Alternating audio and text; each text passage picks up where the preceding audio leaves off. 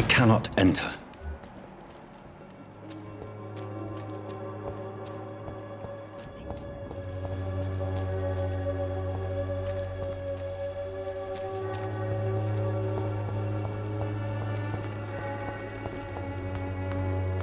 Please, I don't have your money. Come on, Barrett, you know the game. You pay for peace of mind.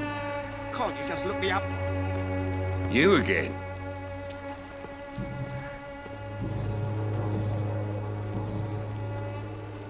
Goodbye, Mr. P.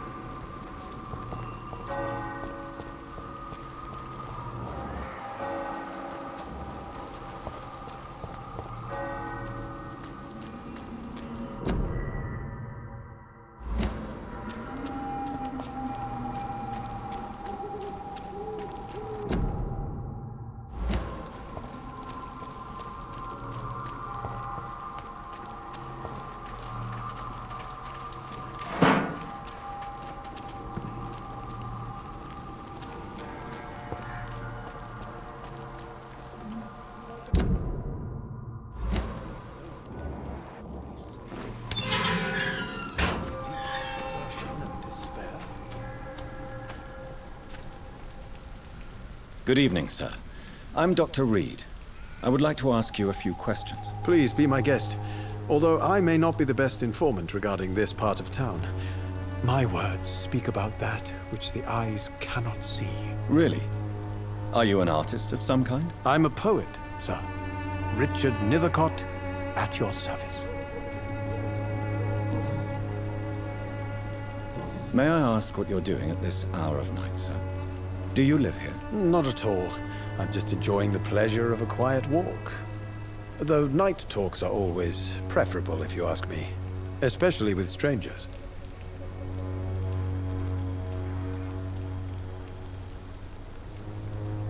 But are you not afraid of the epidemic? Oh, why should I? I see some equity in the Spanish flu. No flesh should be saved, say the scriptures. Good or evil, rich or poor, all are equal in the eyes of the flu. If you say so. But as a physician in a time of epidemic, I must caution you to avoid unnecessary exposure, sir. Thank you, Doctor. But we both know the seeker of truth has to go boldly where the weak dare not.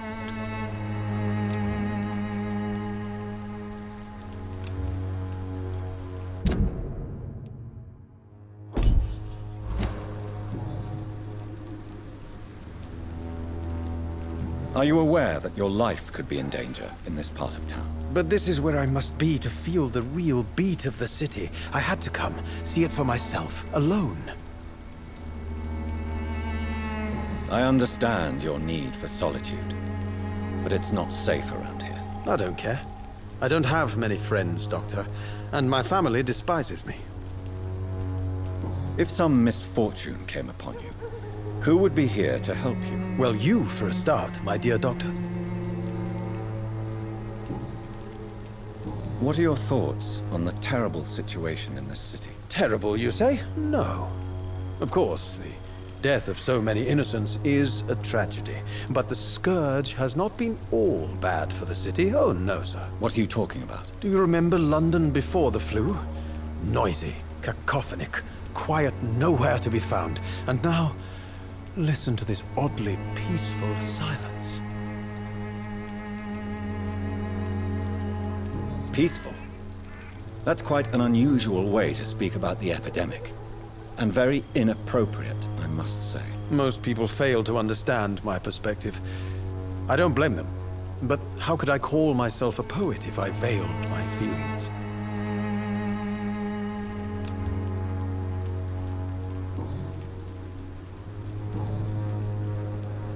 Tell me, Mr. Nethercott, why seek inspiration in Whitechapel?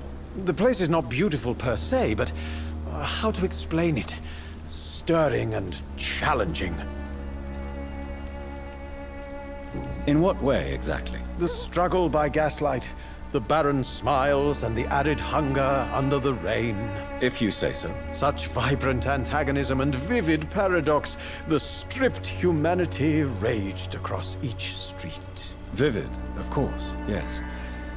And what about the poignant distress? Oh yes, the poignant distress. You see what I mean, don't you? That's what I want to write about, and that's what Whitechapel is made of. Do you not think it a little morbid? On the contrary, sir, Whitechapel is full of life, full of beauty. Just like my dear muse, the wonderful Camellia. What can you tell me about Camellia? Not much, and that's the beauty of it. She can't speak, you know. She's a locked mystery who exhales kindness and sweetness.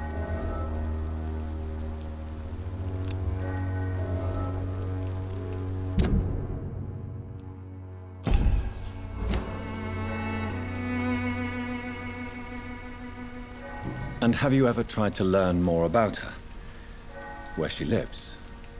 How she survives? Whom she may know? Maybe I prefer she remains an enigma. Reality can be so dull, don't you think? Perhaps you're just afraid to find out the truth about your muse. One day, perhaps, I'll ask her to come with me. But will she still be my wild flower of Whitechapel if she moves uptown?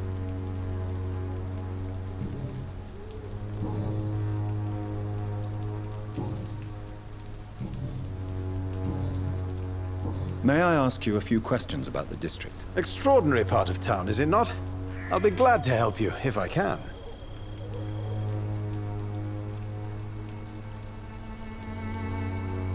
I'm looking for Dorothy Crane, a nurse who lives in this vicinity. Dorothy Crane.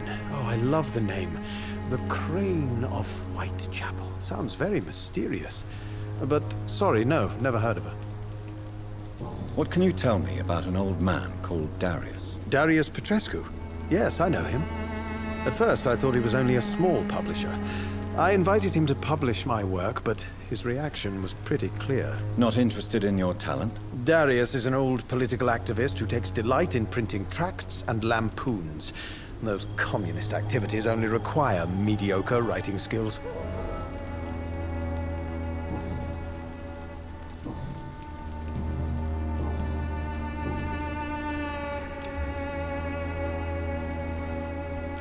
Do you need medical attention, sir? It may be wise to let you prescribe me something. I don't feel like I should. I understand your appetite for words and macabre beauty, sir. But you should be more careful. The nutrition of my mind is more important than my physical health. But I appreciate your concern, sir. I'll leave you alone, sir.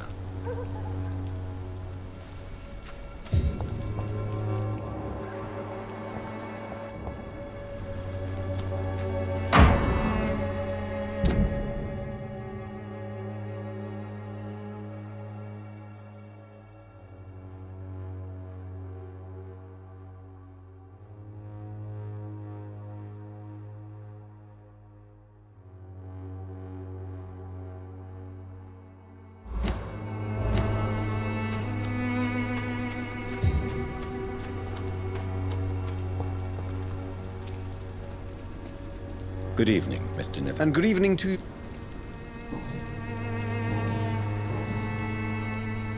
You don't really make a living from your scribblings, do you, Richard? No, sir, I don't. I work so hard. I put all my time, my energy, my devotion into the precise carving of words.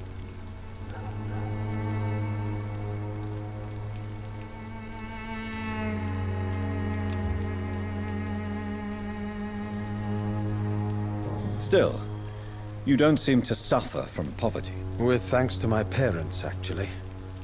I'm afraid I would not be able to live on my own without their help. You seem embarrassed. Someday I hope to proudly offer my first publication to my parents. Until that day, I'll remain the failure of a son they have to support.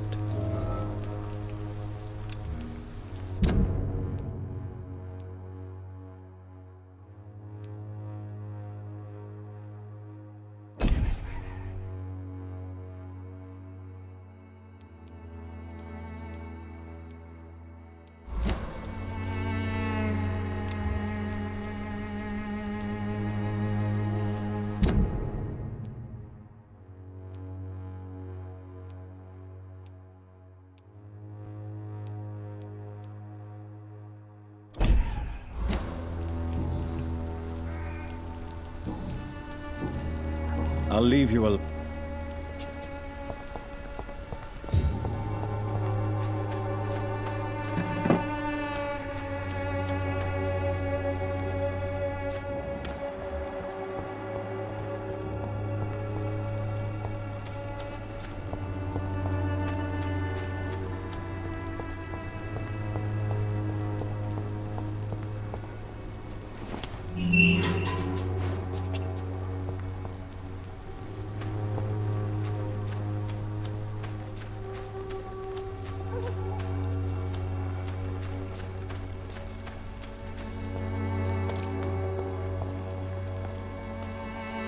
Good evening, miss. I'm Dr. Reed. I'd like to ask you a few questions. I know what you're thinking. A tall stranger who meets a girl in the street at night. It reeks of the penny dreadfuls. But I mean you no harm, truly.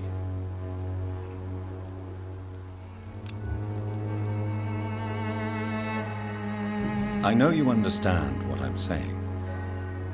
Your silence has nothing to do with you being mute, does it?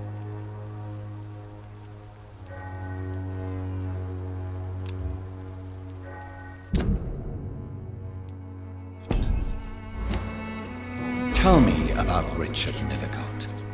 I understand he is quite fond of you, Camellia.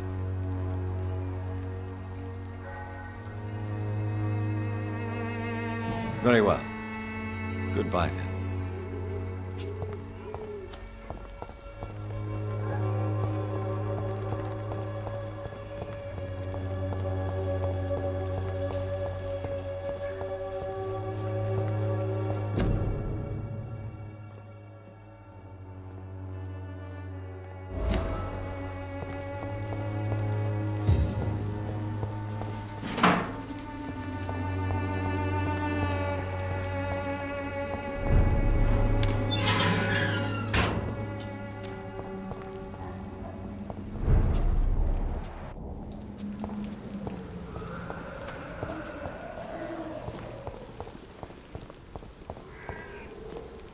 Hello again, miss. Camellia, I know you work for Dorothy Crane. Please tell me about her secret dispensary. A stubborn and mute comrade. Nurse Crane and Darius Petrescu have been clever.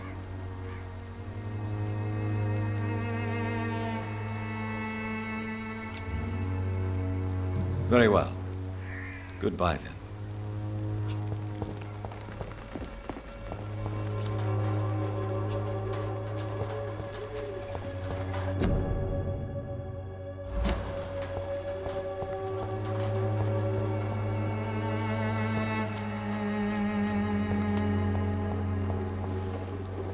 It's locked.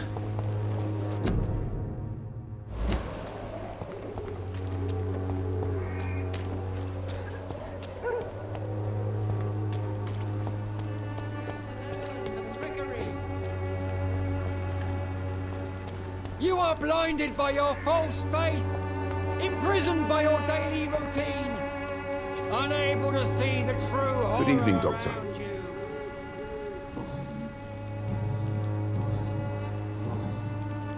Goodbye, Mr.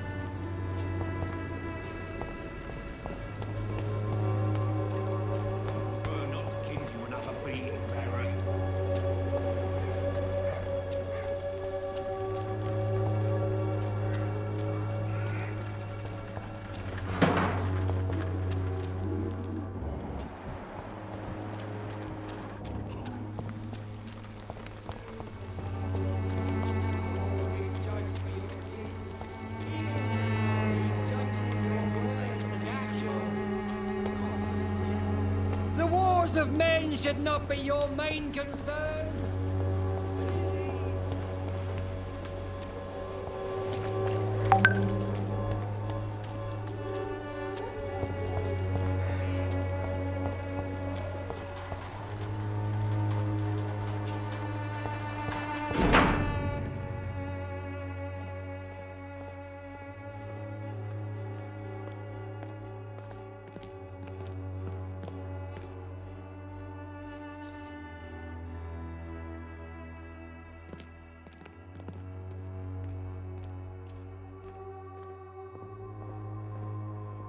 The content of Darius' letter to his children could give me more leverage to enter.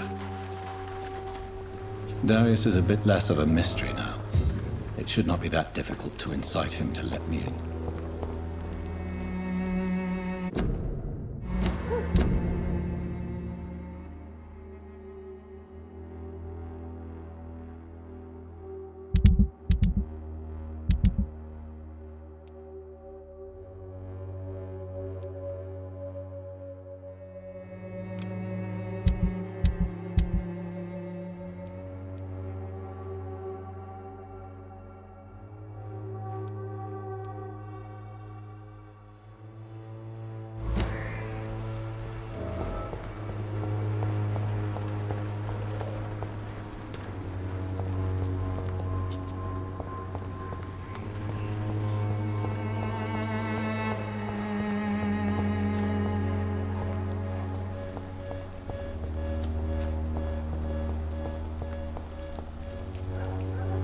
Good evening, Mr. Nethercott. And good evening to you too, my good sir. Can I be of any help?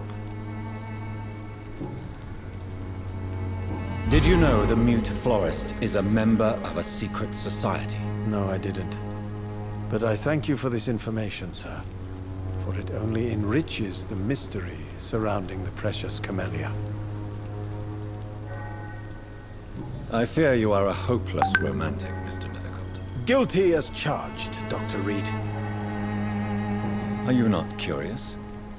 Is there not more you wish to know? That girl has not an ounce of malice in her. Whatever she may be hiding, it's certain to be for the benefit of most, if not all.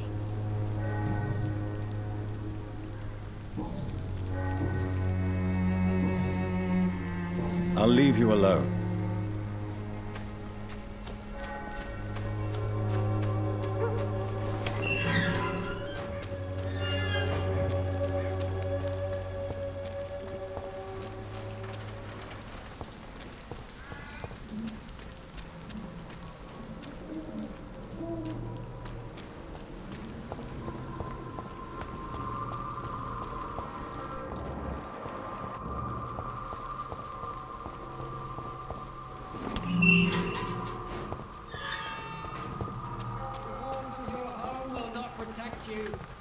For there is no protection against malevolence and trickery. So pale, my lord. Would you like me to... You are blinded by your false faith.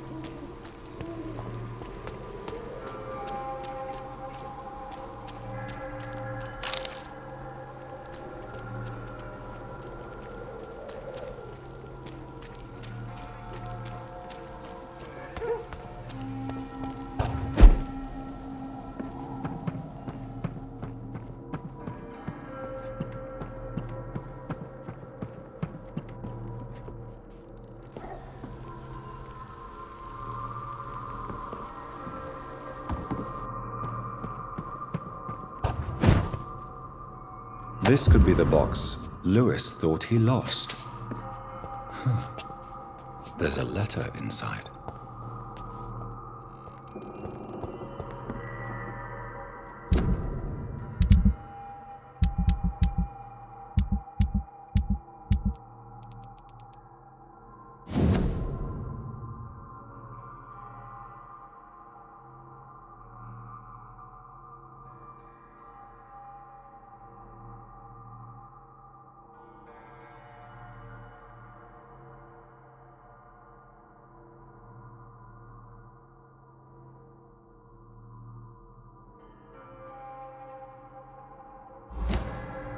A love letter from Joe Peterson's wife, addressed to Barrett Lewis.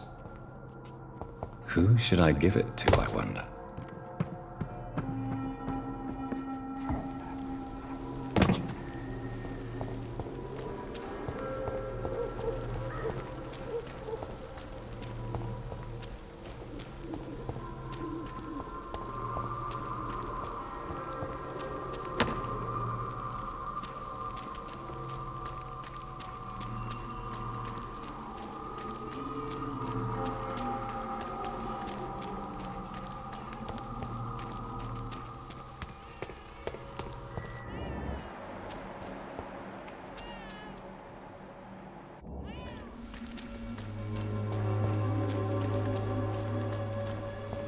I cannot enter.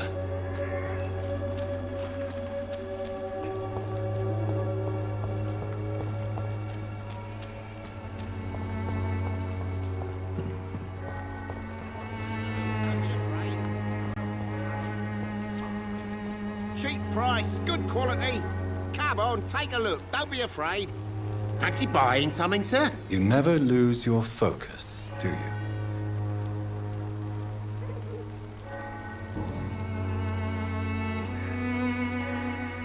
What do you know of Harry Peterson? The boy seems so fragile, not like his father at all. Harry's a good boy, but he spends most of his time complaining. He's had it tough, all right, but he needs to grow a pair. What troubles him exactly? Well, despite being his father's son, almost everything, I think. He never wanted to come to Whitechapel in the first place. Hates this place more than most of us. Barrett, you had an affair with Joe's wife, didn't you? Yeah, I did. She's the only woman I loved. My first regret is that she stayed with Joe after Harry was born. The second is I never shed a tear when she died. Did you ever try talking to Joe? Never. But I suspected he knew everything, even without knowing it. And he decided to make me pay in his own way. Do you mean you're Harry's father? No one will ever know for sure. And it's better that way. And I don't believe I'd have been all that bad as a dad.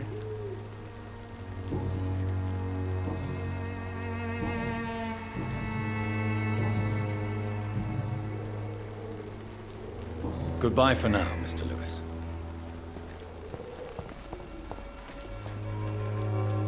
You again? What do you want this time?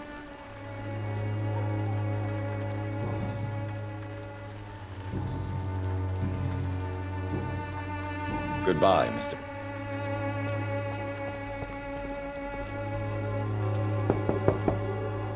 Good evening, Harry. May I come in? Sure. Sure. Even my dreams are soaked with glue. So, may I ask you a few questions? I'm not bothered. What could be worse? Do you remember when Barrett Lewis was close to your family?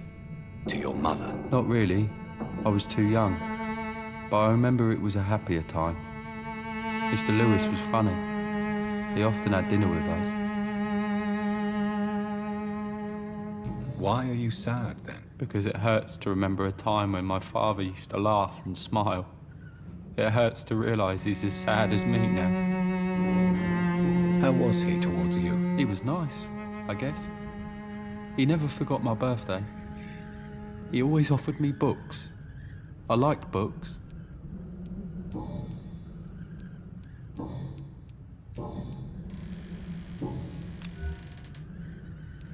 Goodbye, young man. Take care of yourself. Is there only pain and suffering in this world?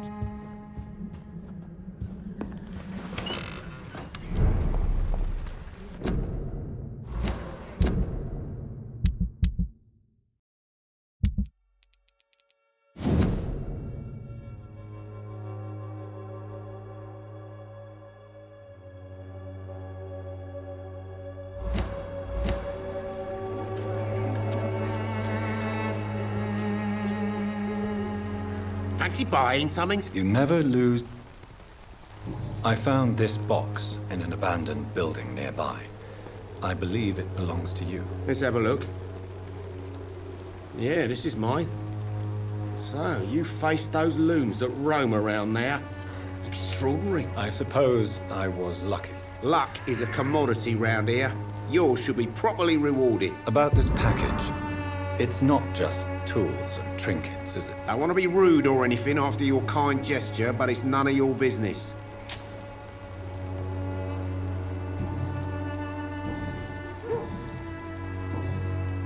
Right then. Sure.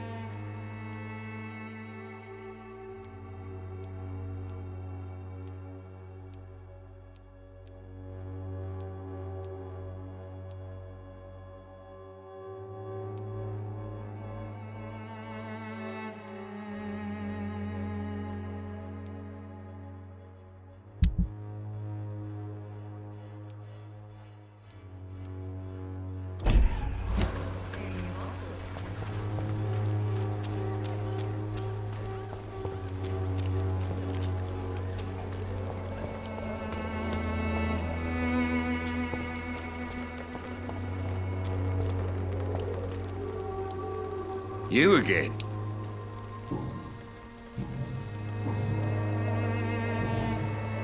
Goodbye, Mr. Peter.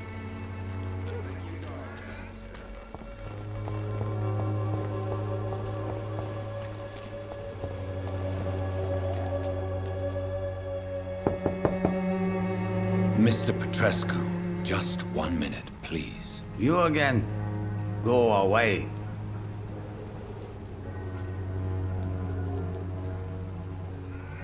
Sir, wait. Stop this nonsense. I know Nurse Crane is here. Shall we speak man to man, you and I? All right. Speak up. Don't you see we're on the same side? We fight to help the poor, sick, and abandoned. I'm nothing like you, Mr. Doctor. Yes, you are.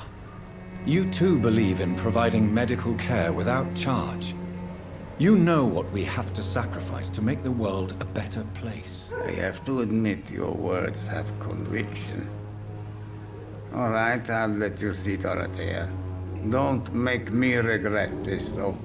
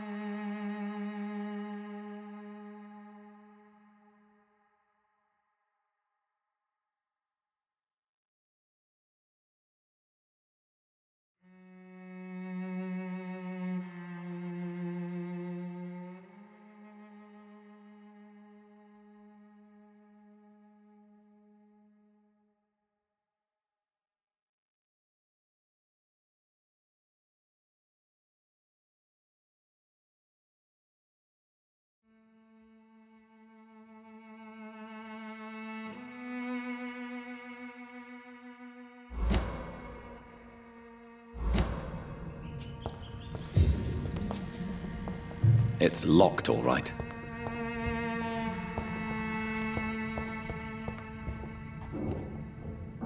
If you want to talk to Dorothy... We've not been formally introduced.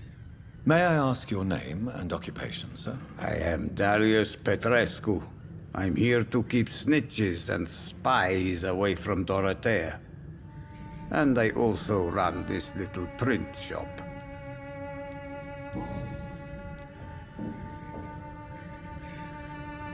So Dorothy's real name is not Crane? Like myself and many people in this area, Dorothea is from occupied Romania. That's all you need to know. She seems important to the community. More than you can imagine. The West End does not want to hear of Whitechapel's misery. Dorothea is one of the few doing something about it. Tell me everything you know about Camellia, the mute florist. I do not believe in the afterlife, Doctor, but I'm almost convinced Camellia is an angel. She volunteered to give out our medical leaflets. Are you not worried for her safety? She is as brave as she is tough, and clever, too. If only I had met her when I was younger. Are you in love with Camellia, Mr. Petrescu? Don't be stupid. If I had met her when I was younger, we could have won our revolution. Who is she, really? Do you know where she's from? She's not from around here, that's all we know. Camellia is not even her name. It's her favorite flower. You say she has no close family? Well, there's that awful poet who constantly follows her around like a lost puppy. A good man for sure, but a very poor writer.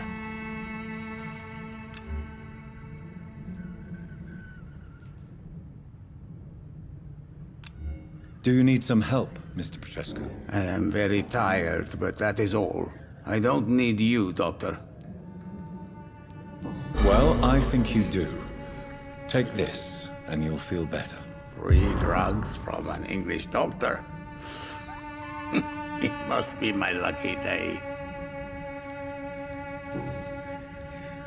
Did you refuse to publish Richard Nethercott's previous works, Darius? Yes, his manuscript is as pompous as he is starched. Now there's a man who loves the sound of his own voice. You could have told him so. As a great writer recently said, politeness is the most acceptable hypocrisy. Tell me everything you... I do not believe...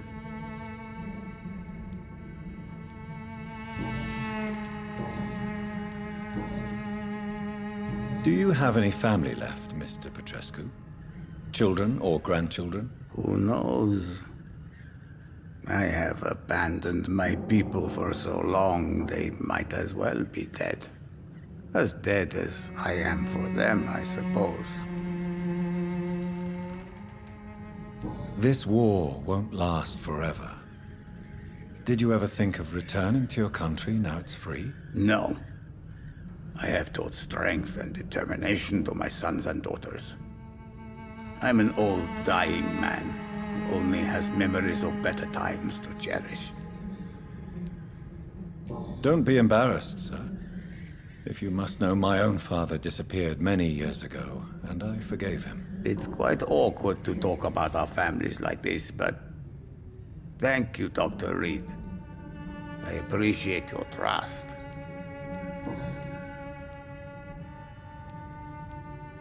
I know you fought for your country when it was occupied, Darius. Tell me more about it. I know my days are numbered, and I know I won't see my homeland again. But I fought for Romania all my life, and I will until my last breath. But Romania escaped the grasp of the Austro-Hungarian Empire.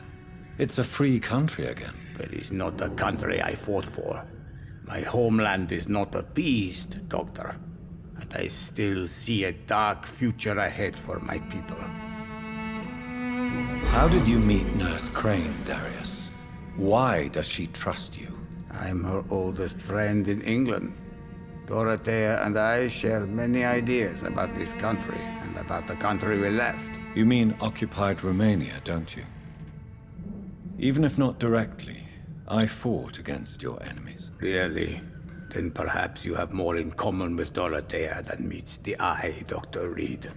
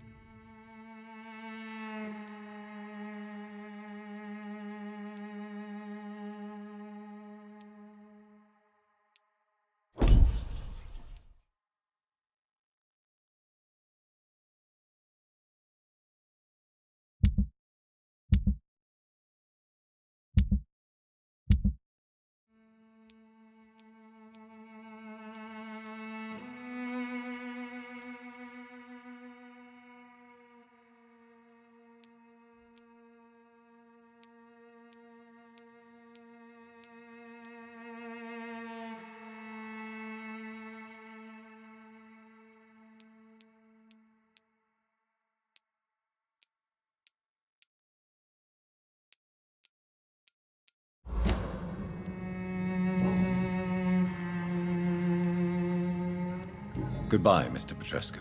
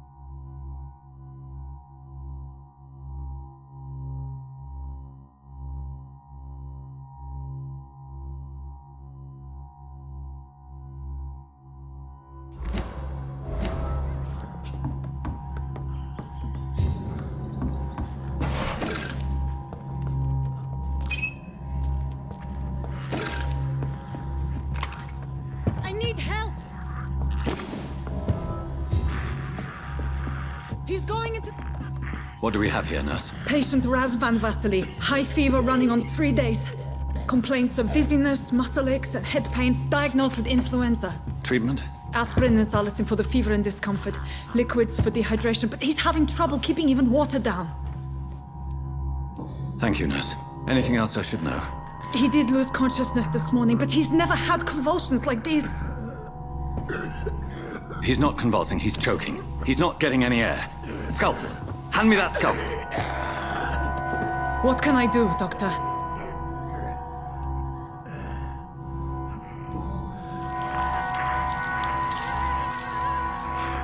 I need to perform a tracheostomy. Short pipe. That rubber tube will do. We're going to cut a passage for air through the neck. Yes, Doctor. He's breathing again, but he's coughing up blood. Internal hemorrhaging. I need to make another incision into the chest cavity to drain the fluids from the lung. Prepare another tube. A thoracostomy. Doctor, we've nothing to fight the infection. We need an aseptic environment.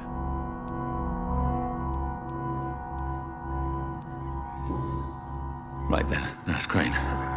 What do you suggest we do? I've no idea. I'm not the doctor. Time is of the essence. We need to perform a thoracic drain. Yes, doctor.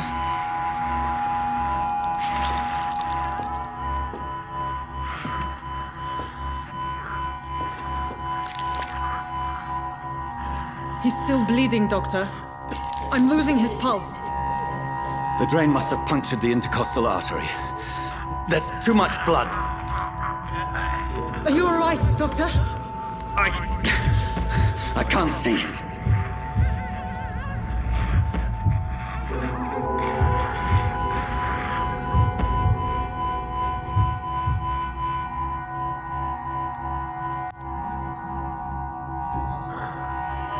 I must first suture the artery. Find the wound. The source of the blood. Needle and thread, Doctor. Good. The stitches are holding. How's he doing? We're losing him. We've lost his pulse. He's dying, Doctor!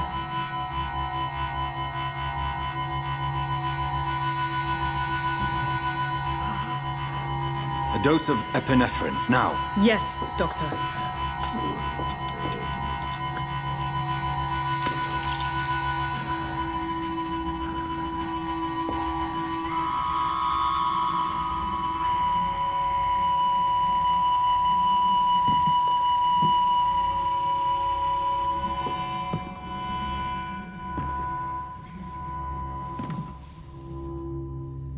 We've lost the pulse. He's gone, Doctor. Nurse, we did everything we could. Truly? Everything you could. Is that how you'll report this in your log? Is this how the war went? Piling up one poor corpse beside the next? This was not an influenza-induced seizure. I've never seen symptoms like these on the continent. Neither have I. But the previous symptoms leading up to this attack were the same, indistinguishable from the epidemic. No. There was something more vile in these reactions. Something primitive. There have been numerous reports of mental breakdowns caused by the fever that accompanies the flu itself, Doctor. Yes, but... I'd best take some samples of the blood for analysis.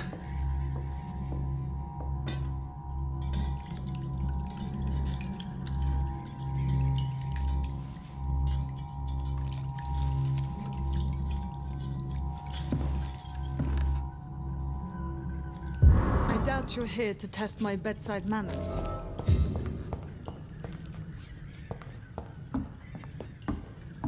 It's locked. To what do I owe this courtesy?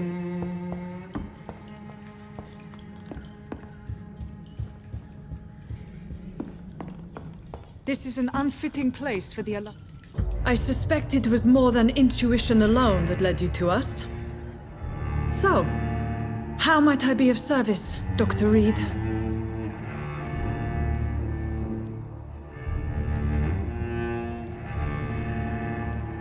I've come to put an end to this insufferable blackmailing, Dorothy. Doctor, you think your warnings scare me? I've stolen and plied, blackmailed and lied, but what else am I to do? I'm all these people have.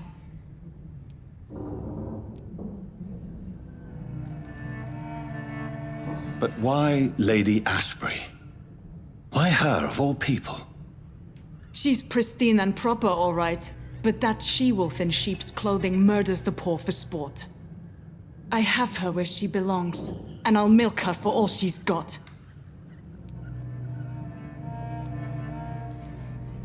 Dr. Swansea is a sensible and honest man. He wouldn't have refused your friend's care at Pembroke. It's easy for you to say, Doctor. These people cannot go to the police, nor to the hospital. They don't even speak English. They depend on me for everything. So, the end justifies the means. Is that your defense? I know you're kind, Doctor. Just another fine-heeled, silver-spooned gentleman who was given the world on a platter. You know nothing of poverty. Nothing of the shame, the hunger, the loneliness.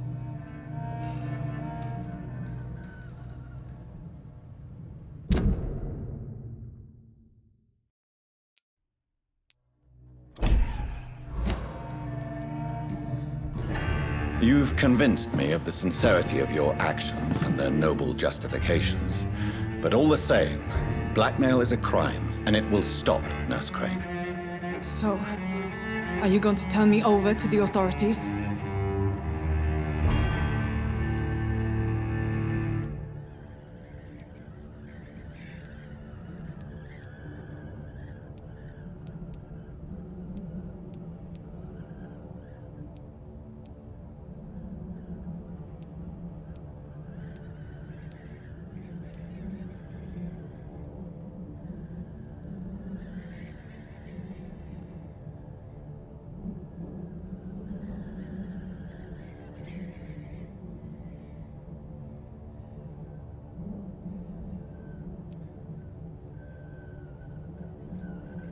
Listen very carefully, Dorothy.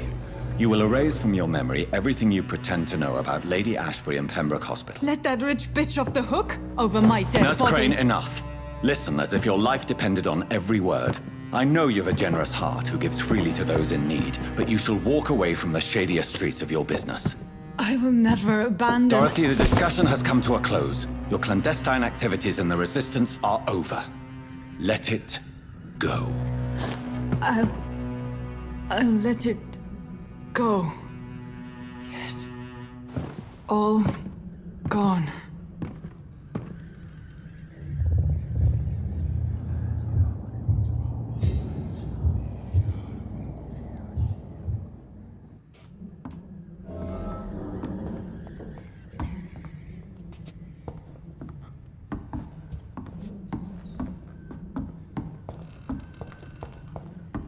It's locked, all right.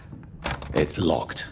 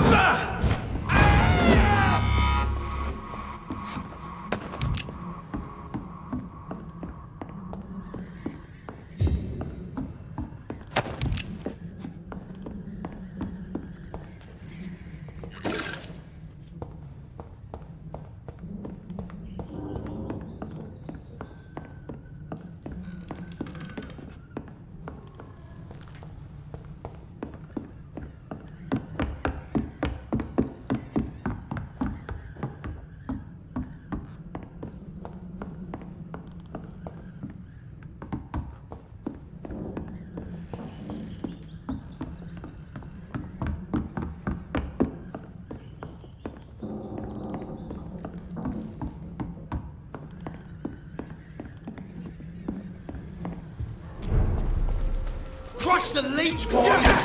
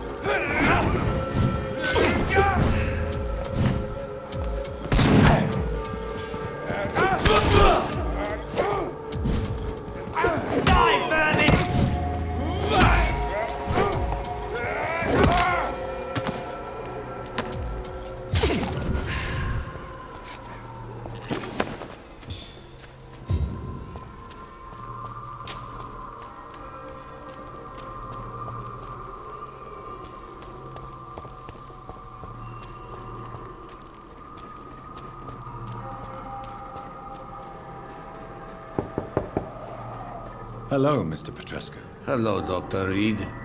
Come on in.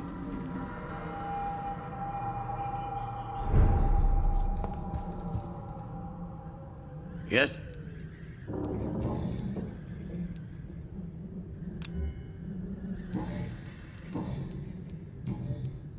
Goodbye, Mr. Petrescu.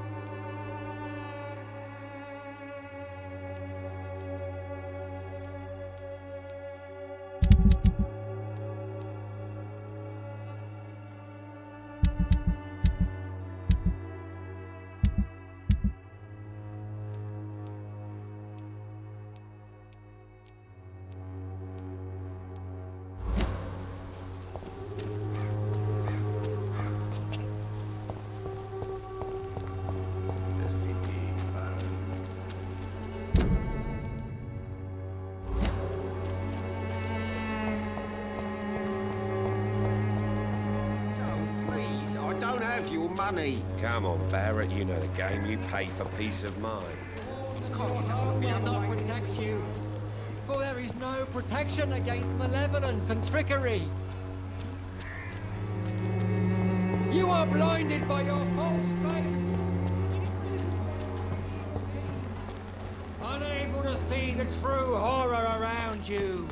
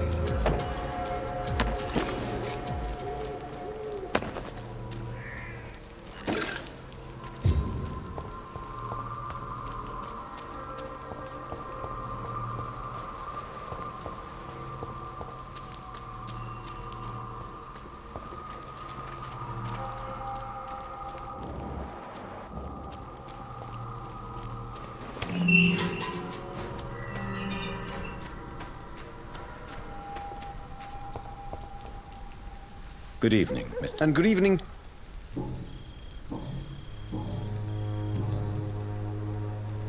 I'll leave you.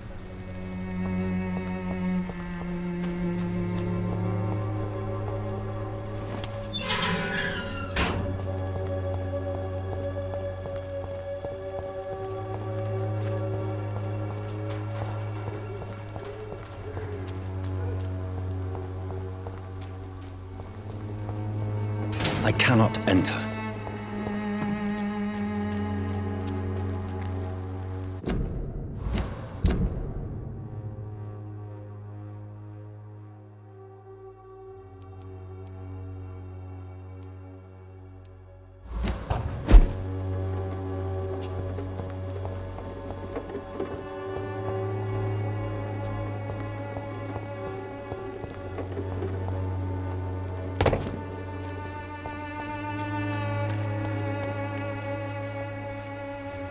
Good evening, Doctor. Can I? Do you need assistance? That would be nice of you, Doctor. Who knows what I may have caught during my investigation. If you persist in investigating the most pox-ridden boroughs of London, you must accept the risks. Thank you, sir.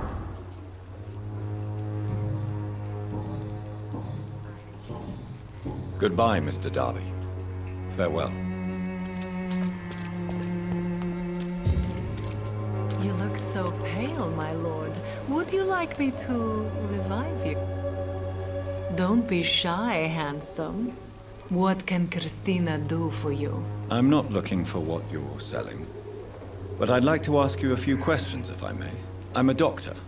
Dr. Reed. All right then, but be quick. Though I usually get paid when I open my mouth.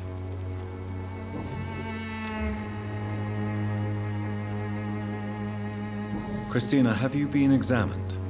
The epidemic is spreading fast in London, and you could be exposed, or expose others. I don't like doctors or hospitals, but I don't like you asking questions. You can put your own life in danger, that's your decision. But what about your clients? If you're contaminated, you will put them in danger too. And you think that would worry me?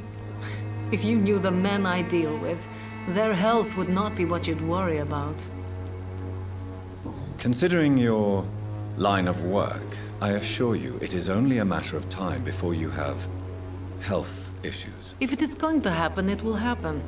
Right now, I need money. That's what's important.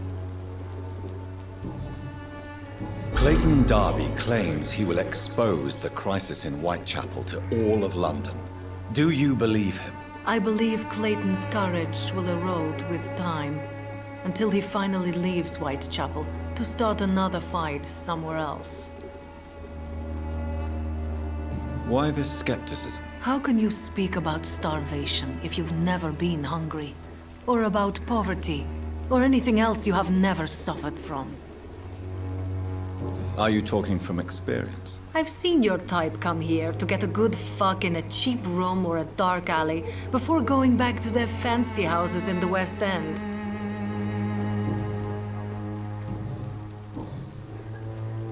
Tell me about yourself. Are you joking with me? People don't usually come to see me for conversation. I have no interest in your work. I am, however, curious as to what led you into this career. Short story. The war, exile, and England. This country is not especially welcoming. I've been refused many jobs because of where I am from. I had few options left.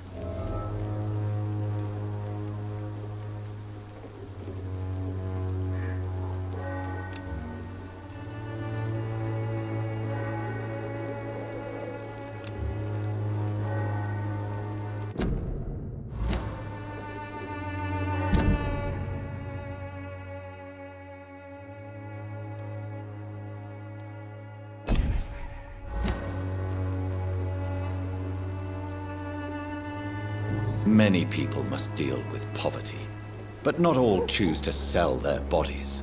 That was your decision. And when exactly was the last time you looked for a job? Or worried about the rent, or what or when you were going to eat?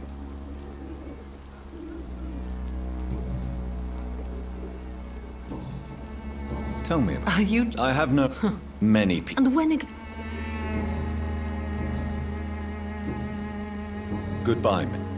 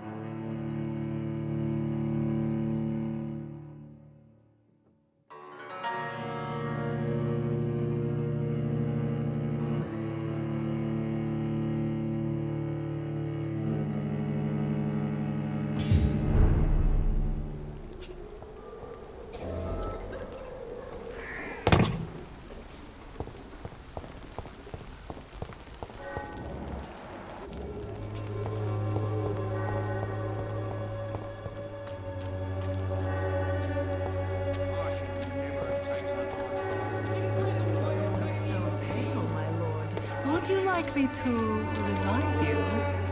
Good evening, Christina. Change your... Do you need any assistance, Miss Popper? It depends on the price of your medicine. I am shocked that you would think I am that sort of man. Forgive my suspicion. I'm so used to liars with good manners. Thank you, sir.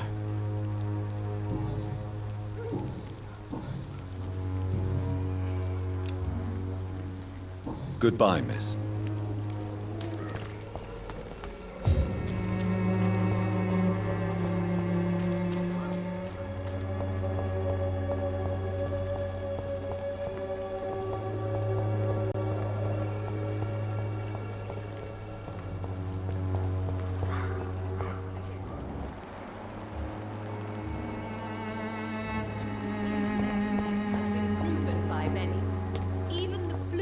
No match for the Swanborough Court. Good evening.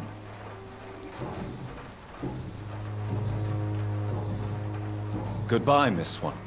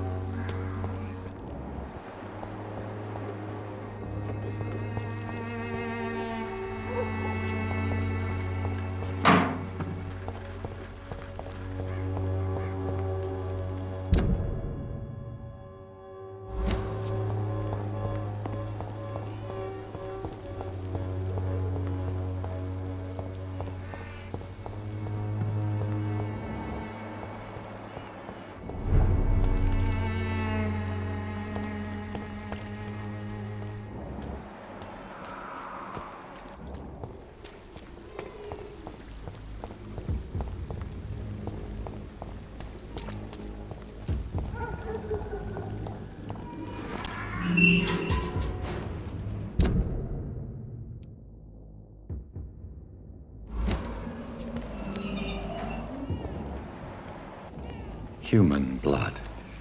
Whoever left these marks did so deliberately.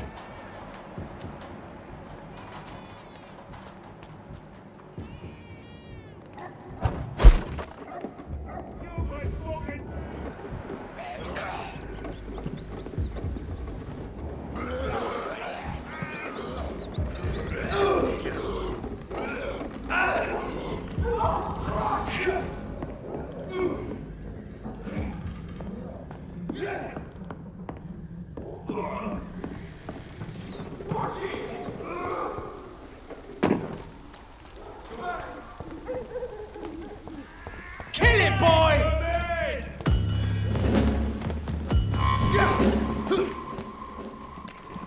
Burn it, boy!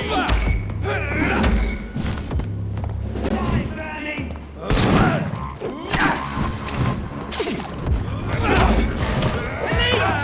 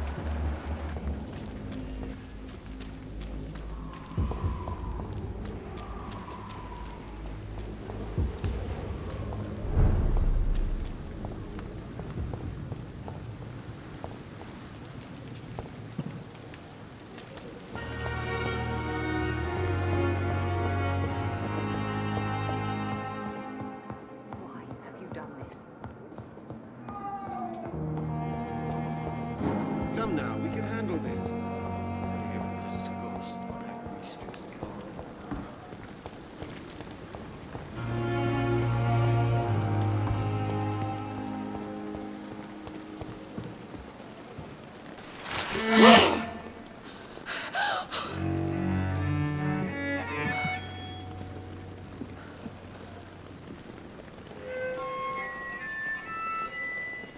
I would ask you to avert your eyes, sir.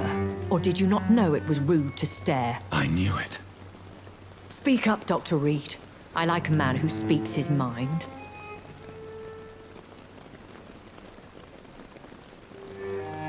You killed him. He trusted you. And you killed him. Spare me your sarcasm, Jonathan.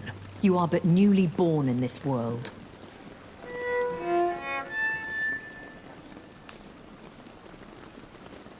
So in the end, the accusation was true, wasn't it? The situation is somewhat awkward nonetheless. I have not been observed sustaining myself for many decades. I have to say I'm a trifle embarrassed. Anyway, I have concluded my inquiries concerning your blackmailer. I see. Please excuse my agitated state. Under normal circumstances, I wouldn't let anyone see me in this condition. The case is closed, your ladyship. The person who took advantage of you has, shall we say, seen the error of her ways. So who was it? My lady, the blackmailer was dealt with using the utmost discretion. The culprit's identity is of no relevance. Thank you, Jonathan. That is exactly what I needed from you. You have proven your loyalty, so, as a friend, please accept this small token of my appreciation. Thank you, my lady. If you have an inclination to learn more about vampires or your current situation, I will be glad to aid you in your quest for knowledge.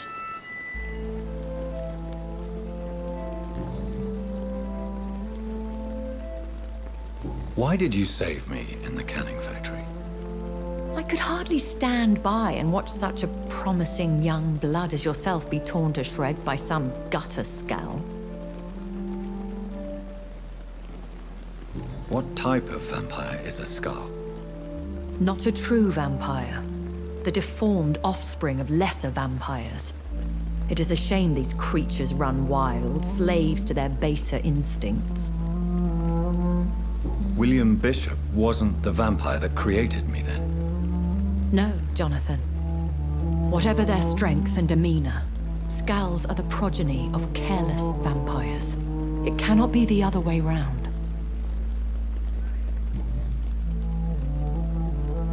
Why does Dr. Swansea allow you to feed on the patients of the hospital? Dr. Swansea is a good and compassionate man. He is trying to find a solution for our hunger. Until that happens, he is clever enough to understand that I only feed upon the dying. What do you know about this Brotherhood of St. Paul's Stole? The Brotherhood is well known amongst London Vampire Society. As long as our kind is discreet, and as long as they do not interfere, we have come to a mutual understanding. And no one suspected you of the murders? As you well know, suspicion has recently fallen on me of killing for pleasure. But you have my word, Jonathan. I take no pleasure in taking a life. I know this is beyond the pale, but may I inquire your age? Really? And I thought you were gentlemen. If you must know, I'm 27. I've been 27 for a long time now, and 27 I shall remain. And who bestowed upon you this eternal youth? My maker. He left this isle a long time ago. Very well. But I believe there is more to this than you are saying. A lady has to have some secrets.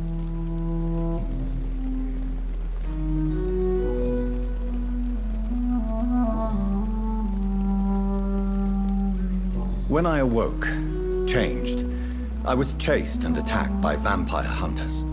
Prepared and well-trained. Though I can't be certain, more than likely it was the once glorious Guard of Priwen.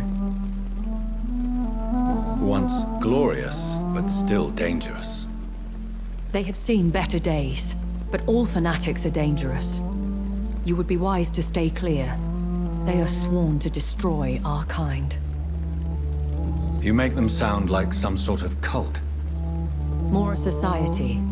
And like all the best ones, a secret society. I thought them almost gone, but it seemed they have been recruiting. I've been away from London and England for 3 years. This isn't the city I remember. Things have gone from bad to worse here, Jonathan. I've lived in this city for a long time, and I've never seen it like this.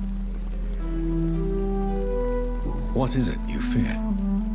Fear has long since flown this form. But there is something malevolent circling us. I feel fear is merely waiting in the wings.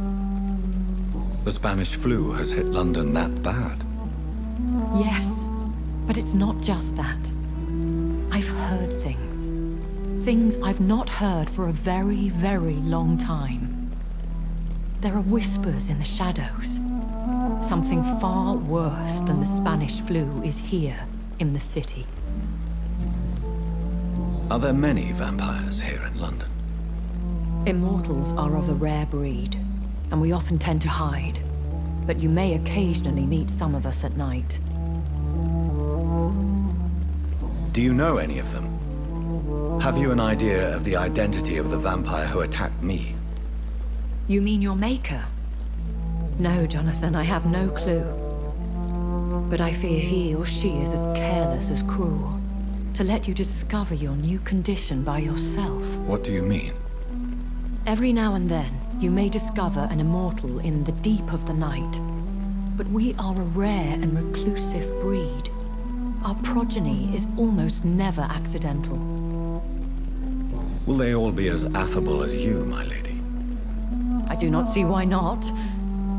But remember, even the shark smiles before he bites. That sounds like a lesson from experience. Vampire politics are as intricate and sometimes tedious as a game of chess in a gentleman's club. I've learned from experience it is best to decline to play.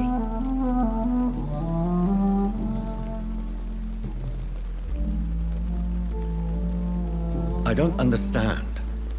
Why was I created and then left for dead? That is a question only the one who made you can answer. It's not normal practice. I doubt even if you find him, he will answer you, considering how cruelly he treated you. I'd like to avoid creating another vampire by mistake anyway. Tell me, how is it done? The process is dangerous. It could even kill your potential progeny. If you did decide to sire an offspring, they must drink of your blood, Jonathan. So me being a vampire could have been a mistake? I very much doubt it, Jonathan. Contrary to the legends, it is not as simple to make another vampire by just biting someone. A vampire? Is that what I am?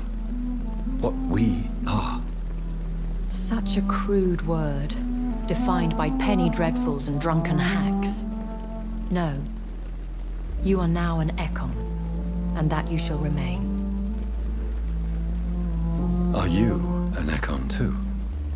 Yes, I am. We are the closest thing to what man refers to as vampires. Forget what you think you know about us. So we are Ekons. How can I identify us amongst other vampires? How to put it? All Ekon are vampires. But all vampires are not Ekon. We are but a branch of the immortal tree. I've been hearing a voice talking in my head. Is this some kind of insanity? It feels like the voice of the vampire that created me. Hush. Tell no one this. It would be unwise to talk of such things amongst British immortals. Speak no more of your maker. How could this cause offense? Only the powerful immortals can mentally call to their progeny. No vampire or hunter will sleep easy, knowing that an unidentified elder is stalking the streets of London. Excuse my forwardness, but... are you my maker? Me? Goodness, no. Only a foolish immortal would create a progeny without taking precaution, and I'm no fool.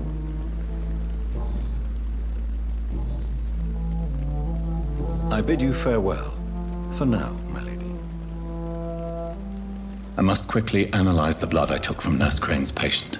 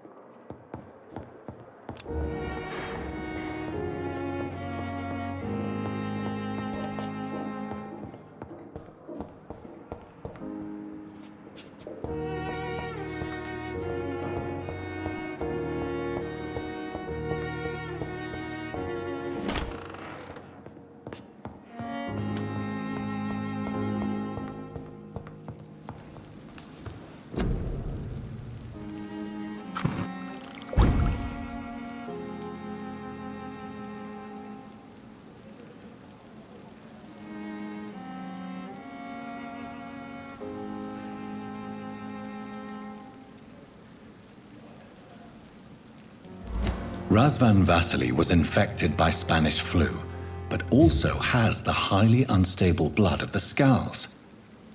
Is the London vampire epidemic transmitted through the flu?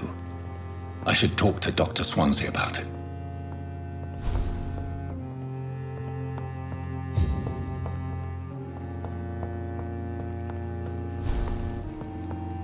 The flower's dying. It needs water.